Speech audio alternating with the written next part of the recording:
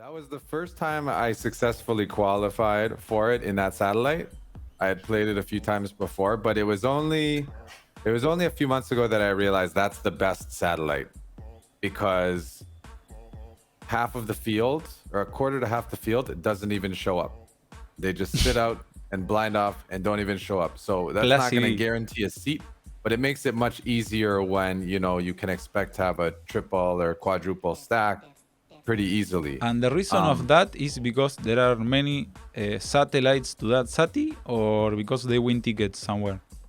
Yeah, so the reason for that is because the Sit and Crush and the Beast leaderboard, in the top right of Ah, the yeah. ACR client, if you click on the leaderboard, you'll see the prizes that they get, and you'll see there's a tournament entry, and that is the Sunday tourney. So they get cash, and they also get in the Sunday tourney if they're the top, I don't know, 50 maybe. And most of them just take the cash, and Sunday's their day off, so they don't play it. And so you have all these people who automatically get registered. I think it's about 150 or 160 of them. They got auto registered, and most of them just sit out. Or if they show up, they just kind of go all in every hand until they kind of triple up or bust. So I realized there's a good tourney, and I added it to the schedule maybe 2 months ago and said we're gonna play this every week because I know it's really good. And I think it was the second time playing it, we won a 1K seat, and then it became a Venom statty, and we got lucky that first time you came in with that last hand. We got a seat. Then 2 weeks later again, and then last week actually, I got a 1K seat. There are a few types of people in this tournament. There are people who have satellited in, like myself, who are going to be like, okay, this is a big deal. There are people who are taking a shot because they want to play in the Venom, but it's like playing the first World Series where they really want to make it last, and so they're really anxious and nervous. So they're not going to be playing that great either. You have the people who just like to gamble, and they're more intimidating to play against because they're willing to put in No all the chip problem. for 2650, but they'll put it in with draws and stuff. So I realized people are going to be playing a lot more aggressive, but they're willing to get it in behind. So I can just play, solid in that. And then you have your really, really, really good players, which are going to be in there. But thanks to Shark Scope, I can see who's who. And I had to learn at a point in my career that even if someone's really good at poker, it usually just means they're going to be playing more aggressively and putting more pressure on. So against those types of players, you have to kind of pick certain hands that you refuse to let go of, and you have to just kind of hold on and call down. And as long as you're willing to do that, then it's less nerve-wracking. But for 2650, I have trouble doing that. So I'll sell, 70%. I'm playing for 800, which is still significant, but less so. And then I'm okay with making the call downs. Yeah, and I didn't get too far. I think I made it to like the 6th or 7th hour each time. But it's a really good structured tournament. And because it's so smooth with the blinds, you can be so patient. And even if you get really short, you can be patient and get back in the game. So it's one where you never need to give up, kind of like the World Series main event. And when there's kind of that reassurance that, oh, okay, it's a really slow structure, I don't need to be in a rush.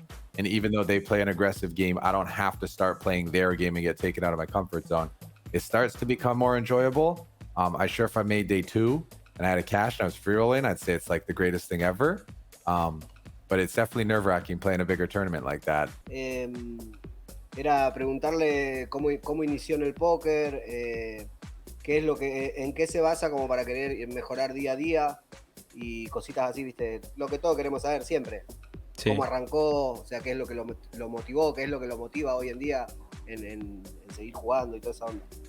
Blas asks, how did you started? How was your first contact with poker, and what does motivate you today to keep doing it until the end of the days?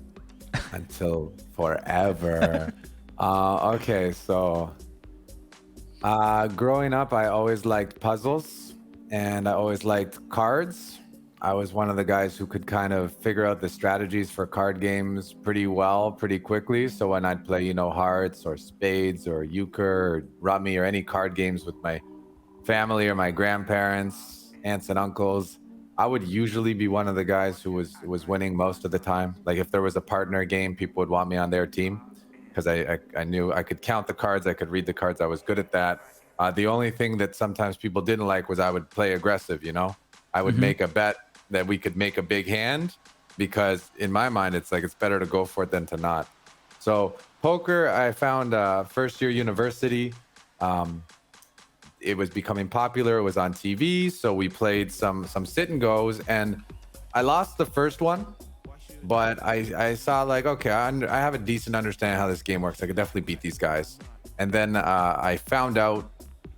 So I was playing upstairs with some guys, and they were laughing at one of the guys. I'm like, why are you laughing at that guy?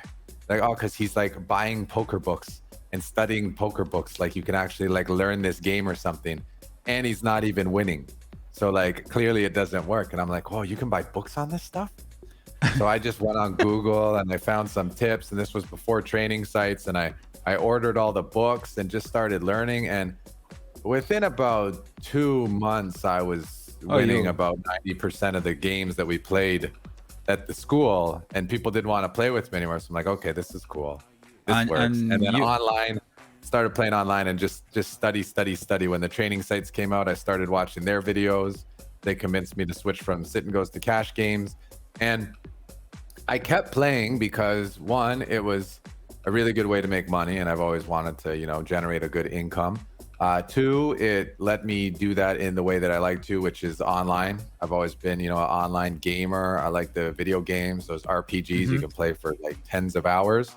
So I'm used to sitting at the computer and grinding, and making good money. And also that it's a mathematical game largely. And the competition, really the competing and winning.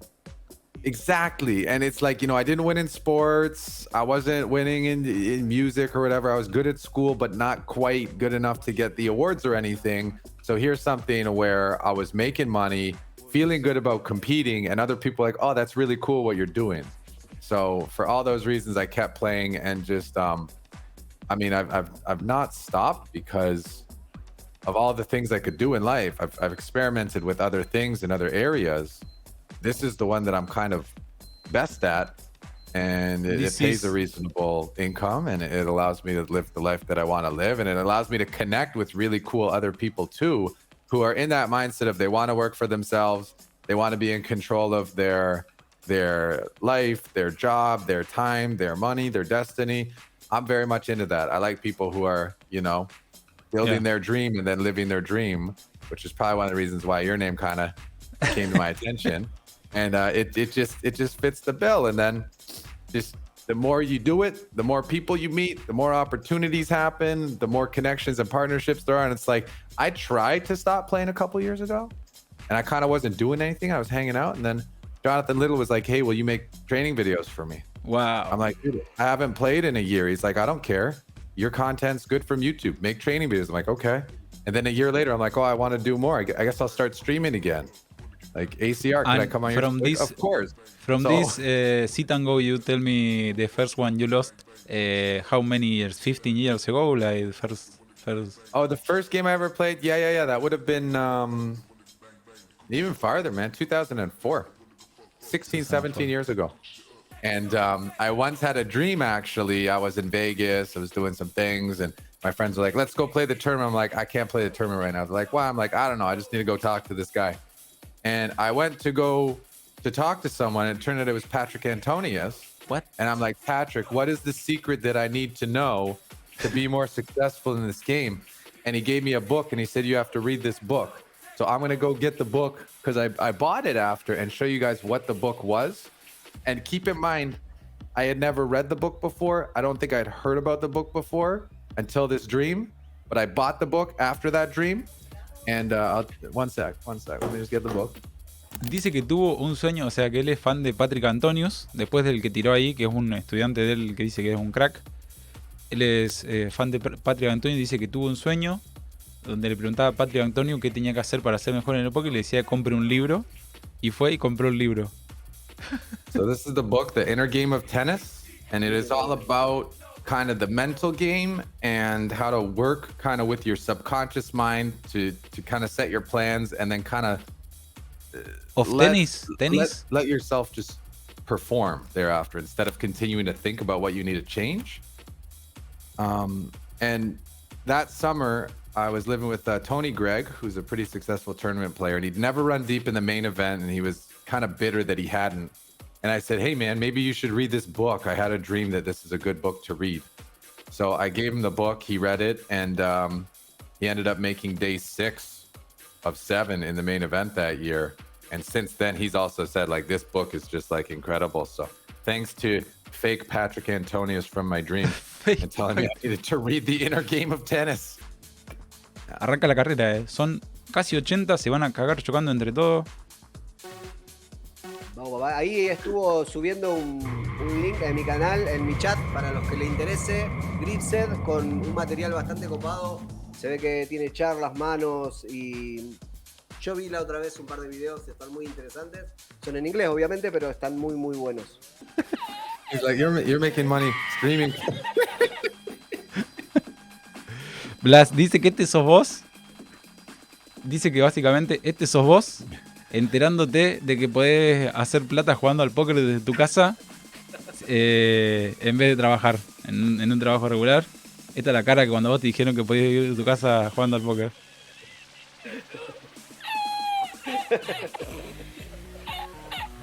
Qué hijo de puta. Ahí me está preguntando, me parece que sí, esa fue algo así me preguntó, cuándo me di cuenta que podía ser streamer profesional y eso. En realidad nunca me di cuenta y sigo sin darme cuenta, creo que esto lo hago por diversión y no más que por diversión. Se está haciendo buenísimo que pueda trabajar de esto, pero es como que todavía no me lo tomo profesional el tema de streamer. Si le respondes por mí.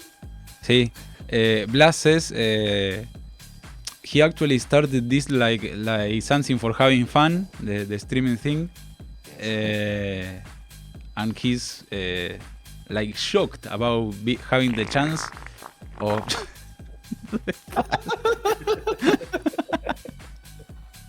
Se cagaron. Es terrible, boludo.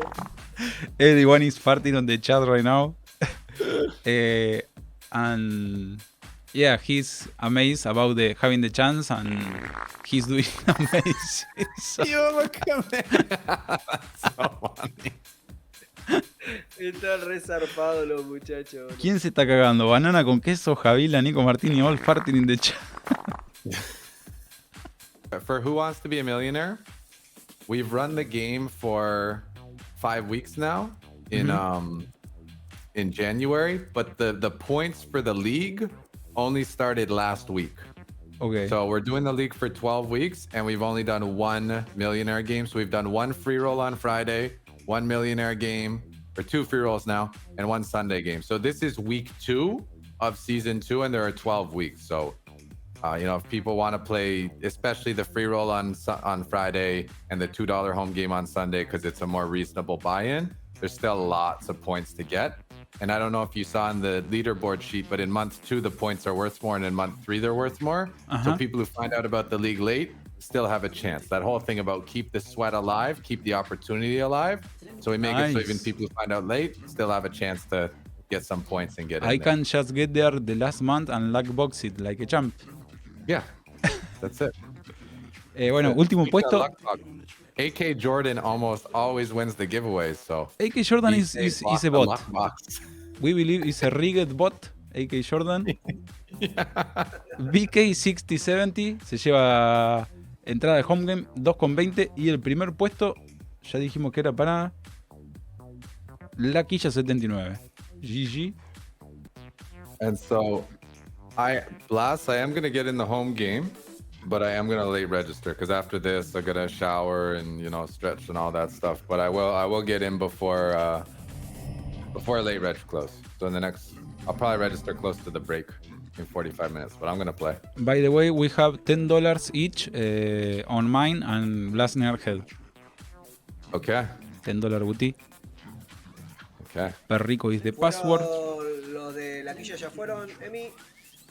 Me Listo. quedaría el que ganó el del home. No, eso lo mandé yo, You know what? And I'll come in the game, and after late registration, I'll do the same. I'll make mine 12 so they can play the millionaire game. But yeah, I'll put a bounty on me too in BLASNAIR game after the late reg, and Amazing. I'll pay for it. Yep. Epic crack. Epic crack.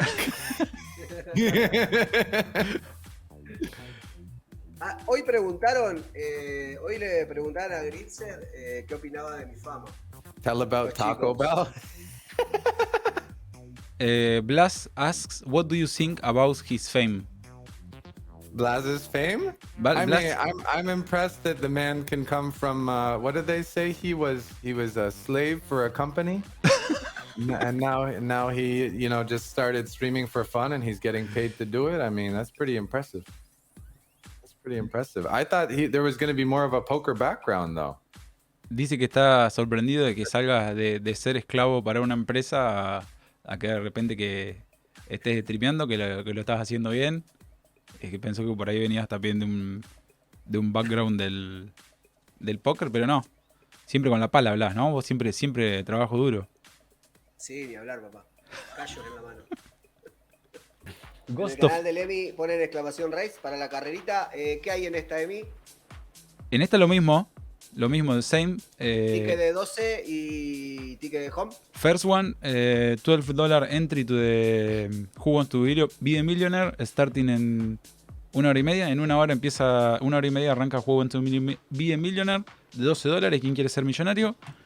Primero se lleva ticket para eso y el último se lleva entrada al home nuestro con Blas, que ya arrancó, tiene registro tardío. Y que, bueno, si quieren regístrense, pero lo voy a ganar yo, no hay problema con eso. El Coco dice que está ried porque la semana pasada lo ganaste vos y esta semana lo gano yo. Y está como que está arreglado. Y está perfecto, algo hay que, de algún lado hay que recuperar.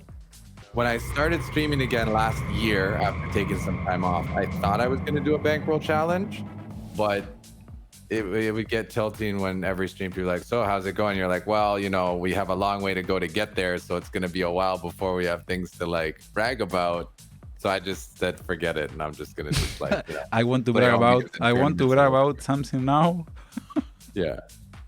Because it's always, okay, so like, when are you going to move up to the next limit? You're like, probably in like a month. And they're like, well, that's a long time.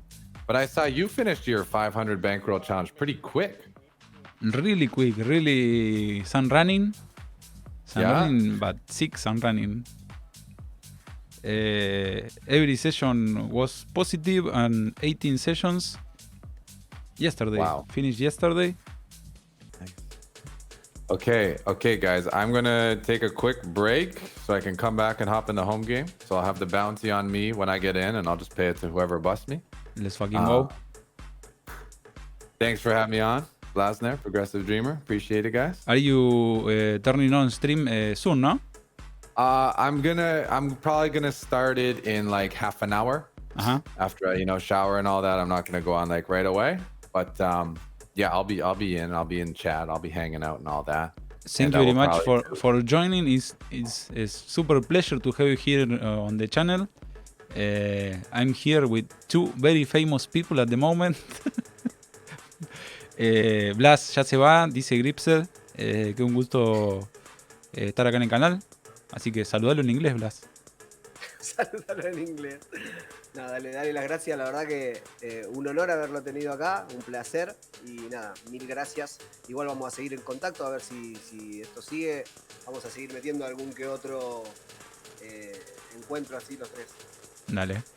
Blas says, thank you. Really nice as well of you to join this talk, interview, podcast, whatever it was. I really enjoyed it. Hope you have a very nice day on your stream. Best of luck at the tables, and I hope we can see you again on the final table of the Venom PKO. Oh, that sounds like a good plan. I thought you were gonna say, I hope that we can see you in Argentina as well.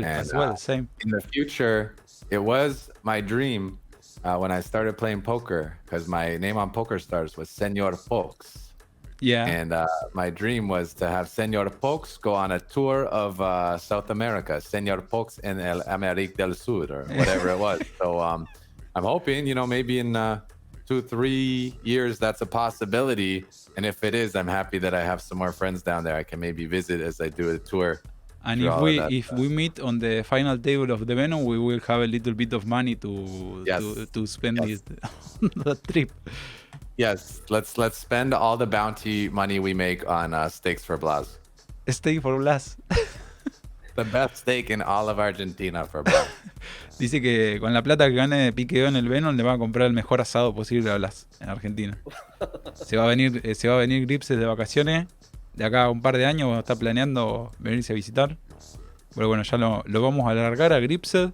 Thank you very much, Gripsed. We don't take any more of your time and hope maybe in the future we can do something similar, sharing some home game, adding stuff. Thank you very much for the ticket for the home game for Cartapilos, the winner.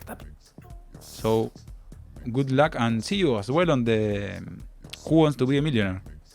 Sounds good. Thank you again for having me. Muchas gracias. Muchas gracias, brother. Hasta luego. Hasta luego. Ahí lo tuvimos Genio, a Gripset. Gripset, papay. ¿Vos te la podés creer? ¿Que sos tan famoso, Blas? Y la verdad que no me lo puedo creer. Y eso que soy famoso, ¿no? Pero no, hermoso. La verdad que salió muy lindo a mí. Muy, muy, muy bueno.